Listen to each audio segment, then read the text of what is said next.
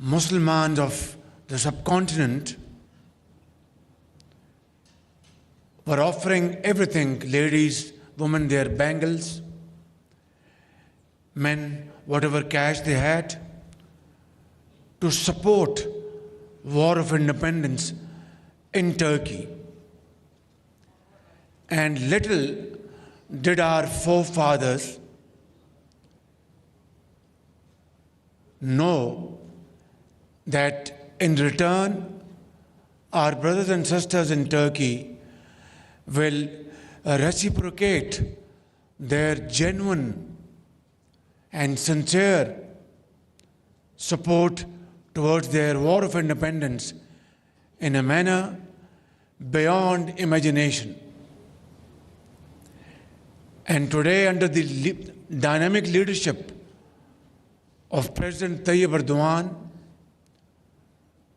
Turkey has been completely transformed. Its economy, a vibrant economy, most modern technology, at par with European standards. Not only that, President Tayyip Erdogan, his voice is the voice of the Ummah. He speaks for the oppressed people of Gaza, Palestine and Kashmir with fullest force at his command. And of course, Pakistan has always joined its voice with his voice for the freedom of the people of Gaza and Kashmir. Under the leadership of President Tayyip Erdogan and Prime Minister Nawaz Sharif, that was the era when investment and trade touched a very high point in our history of friendship and brotherhood. Ladies and gentlemen, today I see in front of me chairmen and presidents of business houses, chambers, traders, investors, entrepreneurs. We had committed that together we will achieve a target of $5 billion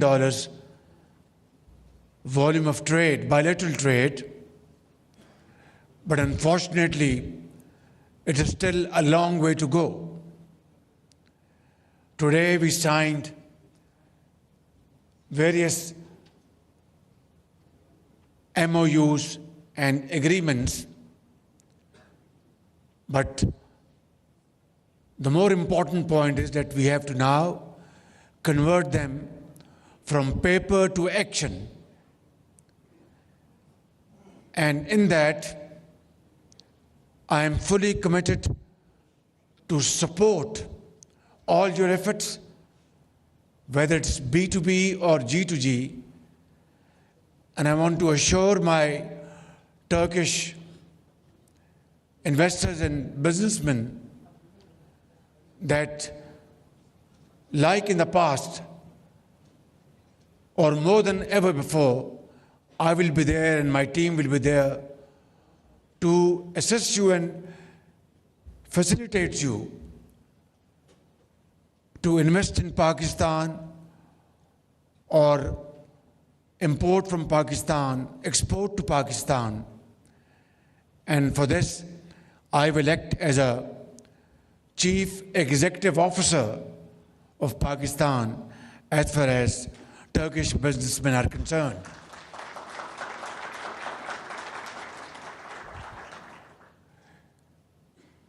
Before I conclude, because my very dear brother, President Tayyip Erdogan, will address us and give us pearls of wisdom as to how to further forge our brotherly relations. I want to once again sincerely regret whatever inconvenience was caused to you for whatever reason in the past, without going into any kind of political point scoring. Suffice it to say that some of our Turkish businessmen who came to Pakistan with great sense of commitment, and they were absolutely committed to invest in Pakistan, they did that investment, and Pakistan benefited, both sides benefited, but in the end of the day, some of them were given undue inconvenience, and we are extremely sorry for that. This should not have happened. It won't happen, and it shall not happen ever again. Ladies and gentlemen, this is your second home, Pakistan. Here is a great leader, not only of Turkey, but of Islamic world, and we are very proud of his leadership, his qualities, and inshallah, together, we will work harder to make Pakistan and Turkish friendship, our fraternal bond, like two souls and one heart. Pakistan-Turkey friendship, Zindabad. Thank you very much. Teşekkür ederim.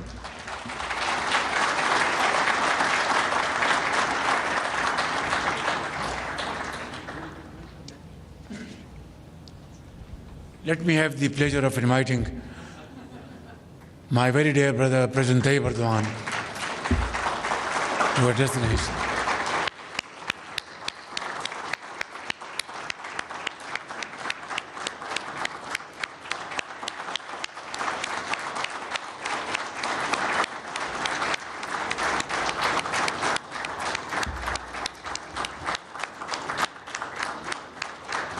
जोर से ताली बजाएं, जोर से भी जोर से।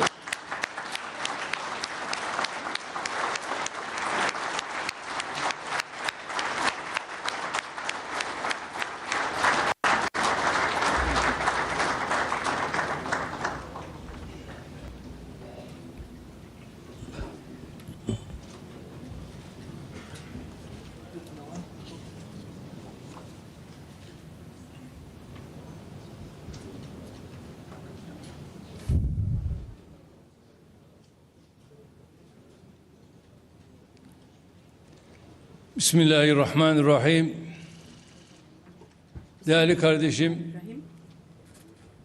Başbakan Nawaz Şerif, Sayın Bakanlar, Türkiye ve Pakistan iş dünyasının değerli temsilcileri, muhterem kardeşlerim, Esselamu Aleyküm ve Rahmetullahi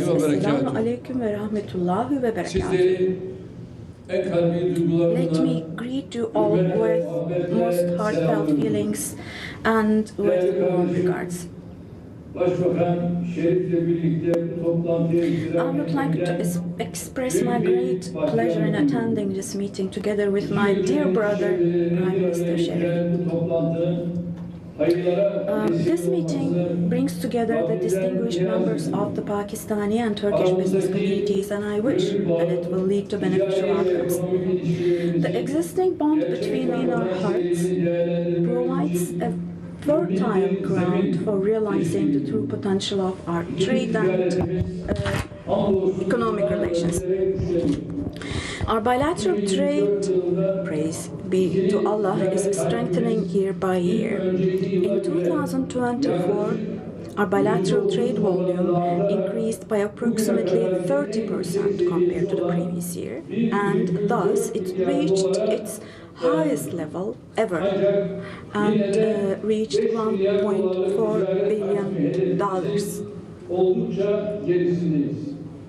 But we are still far behind our target of a $5 billion trade volume. Undoubtedly, we all have a role to play in realizing our potential. In regard, I believe that expanding the scope of our existing preferential trade agreement and evolving it into a free trade agreement will contribute to a stable and balanced increase in trade volume. In fact, the joint declaration confirming this intention was signed today by our ministers of trade. Additionally, we need to improve combined freight transportation, ensure diversity in transport options, and make progress, particularly in road and rail transportation.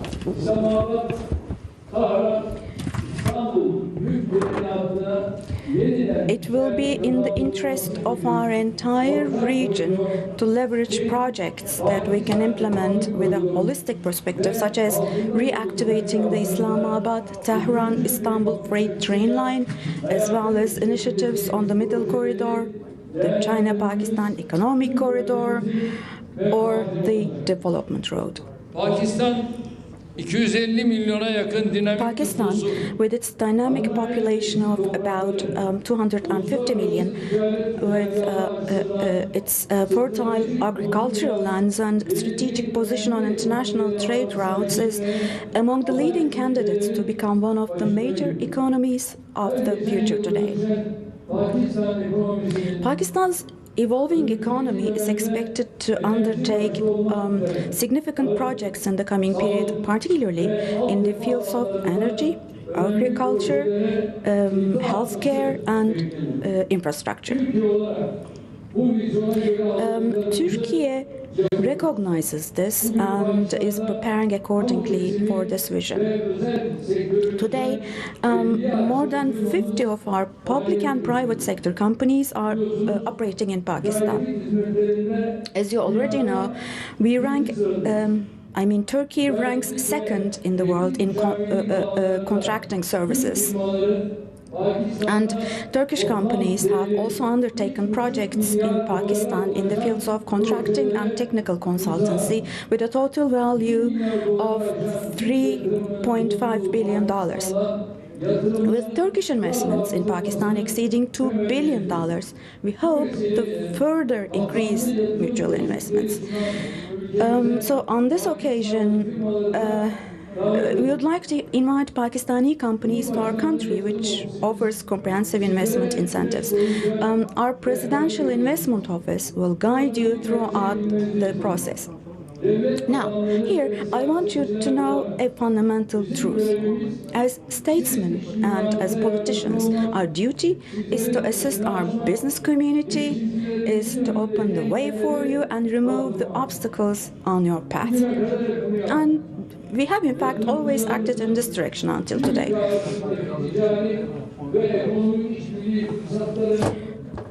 We have provided every kind of support to ensure that you make the most of the trade and economic cooperation opportunities between our two countries. And praise be to Allah, we have made visible progress in a short time through our joint efforts. God willing, inshallah, we will reach much better places. We will reap the benefits of Turkey-Pakistan cooperation in trade, investments, and other areas as well. My dear brothers and sisters, as you already know, on February the 6th, 2023, we experienced one of the biggest natural disasters in history. In two earthquakes of magnitude 7.7 and 7.6 respectively that occurred consecutively in a very short period, 53,000 of our people lost their lives. But as in every period of our history, during these difficult days as well, we felt the support, the prayers, and the solidarity of the Pakistani people with us, starting with the first day onwards. I would like to once again express my gratitude to the people of Pakistan through my dear brother Sharif here. Just as you stood by us, we will also, without hesitation, continue to come to your aid in your times of hardship. Arkadaki insanlar konuşmamalılar. last Thursday marked the second anniversary of the earthquake. I want to tell you the following. Now, despite the earthquake's direct cost to the Turkish economy reaching $104 billion and its indirect cost reaching $150 billion, currently we are rapidly healing our wounds. Despite the earthquake, we continue to advance confidently toward our goals in the economy, production, employment, investment, tourism, and the defense industry. In less than 2 years after the earthquake, we have handed over the keys to the 201,000th housing unit to our citizens whose homes were destroyed. By the end of the year, we plan to build 252,000 more housing units, God willing, inshallah, overcoming this heavy burden. While erasing the traces on the earthquake on one hand, we continue our economic advancements without slowing down on the other. In 2024, we broke the record of the last 100 years with $262 billion in exports. In the last year, we have achieved an employment increase of 986,000 people. Our employment figures have risen to 32,748 million people. And we have hosted more than 62 million people, and the reserves of our central bank is on the rise. And there are hot conflicts in our region, and there are global uncertainties in the global markets. In spite of these, thank God we have been successful in these areas. Now, the conflicts and oppression in our neighbor Syria, which have continued for 13 and a half years now, gave way to an atmosphere of hope as of 8th of last December.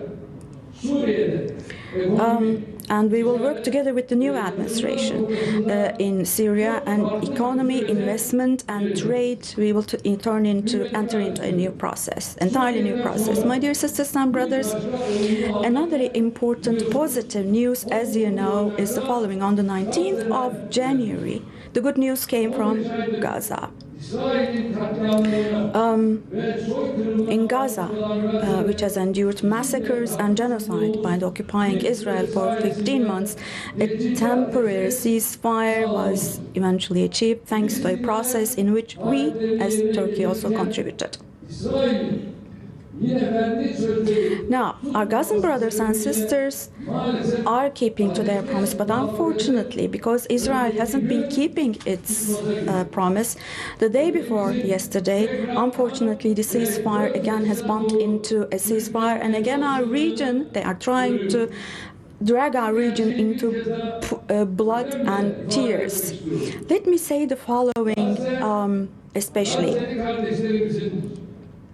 Gaza belongs to our Gazan brothers and sisters, and inshallah, forever it will remain to be so.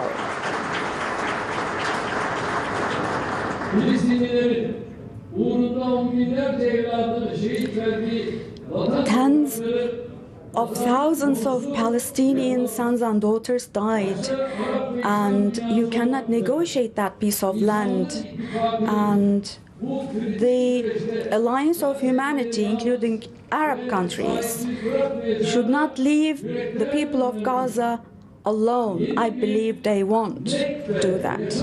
A new Nakba should not be experienced, and to make sure that does not happen, we also will continue to do our best as far as we can. My dear sisters and brothers, Turkey and Pakistan are in a strategic region and also a challenging region. Both of us, we all know, due to the unfolding events around us when it comes to the economy, all the way to security, in a wide range, which experience a lot of challenges. But in spite of these, and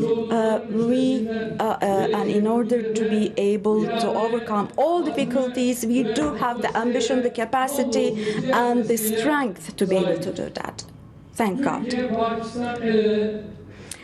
Turkey and Pakistan, if they act hand in hand, shoulder to shoulder, or we can contribute to the peace and